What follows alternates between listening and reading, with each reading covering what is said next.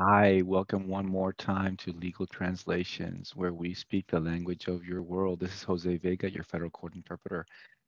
Um, this is the West Palm Beach Courthouse. West Palm Beach Courthouse. We were there this week. We just finished a 4-day trial against FPL. Shout out to JED Lawyers. That's GED Lawyers. They won the case against FPL. And they were very happy with our services because we were using the headphones. They mentioned that they liked the wireless equipment that we had there.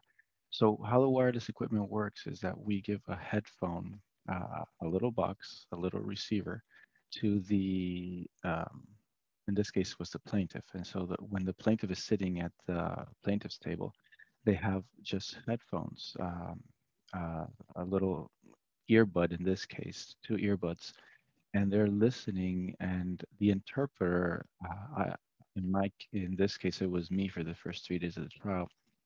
I was in the back. I was seated in where the public sits, and very quietly speaking into the mic, similar a boom similar to this without the earpieces, and just speaking and sometimes covering up my mouth with my notepad.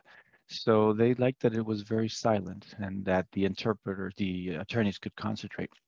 So that was good. That was a good trial. As far as being able to use the equipment correctly, the proper way, and having the attorneys happy with the services that were provided.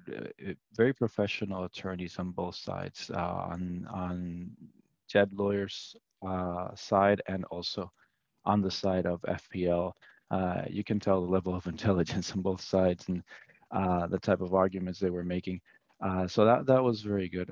Also, keep in mind, if you have a good witness, there's always something that's lost in translation, right?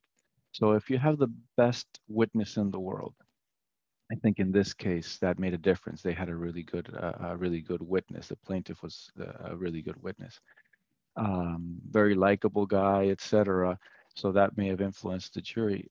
But there's always something lost in translation. So even if you have the best interpreter in the world, something is always going to be lost. So you're already starting at a disadvantage there. If you have a bad witness, what could happen if you have a bad interpreter as well? Your bad witness is amplified. There's that.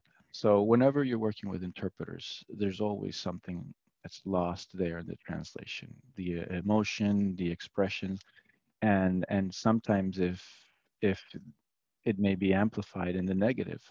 So there's something to consider whenever you use interpreters. And well, if when you hire an interpreter for a trial, again, this is for attorneys, right? All the videos I make are for attorneys. If you're not an attorney, please don't consider anything that is said here as legal advice.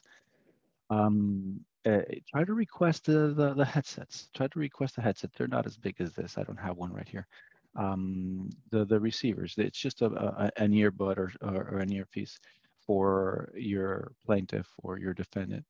Um, it doesn't it's not intrusive into the proceedings and or disruptive rather, and you may be able to concentrate a little bit more because you're not hearing the voice of the interpreter. If we have good acoustics, we don't have to sit right next to you in the attorney's table. We sit in the back, and that way we don't bother you. So ask your interpreter where they have interpreting equipment and where they can bring it to trial. If they don't, you can call us at legaltranslation.net, where we speak the language of your world. Well, that was today's video. Thank you very much, and join us again for next week's video. Like and subscribe if you like the video, and also click on the notifications bell. Go into the blog. You can find the link in the description, and sign up also for every new blog article. And that's basically it. Thank you very much for joining us.